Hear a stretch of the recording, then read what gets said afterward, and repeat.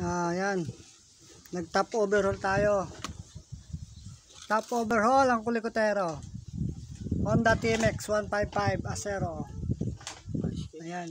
Ay, kaliskis pala, di Acero, kaliskis. Top overhaul. Ito, iwalay na, hindi ko na na-videohan kasi kanina. Mamadali bumili ng pyesa eh. Ng pyesa, tingnan mo. Ito yung mga damage niya oh. Madilim. Ayan, kamlub. Malidilim. Ayan oh, malalim na, may kanal na siya oh.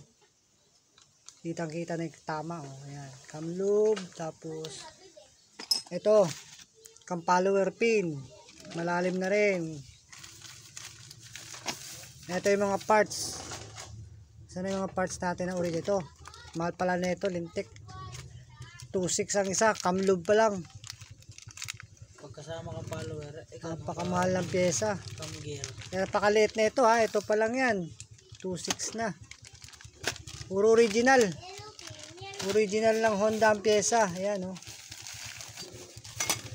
Ito, kang follower piece, Skygo na lang. Urig ng Skygo naman. Set yan, papalitan natin.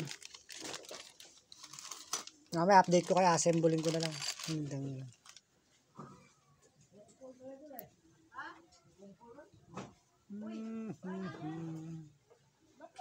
Wasak, maingay kasi yan, maingay.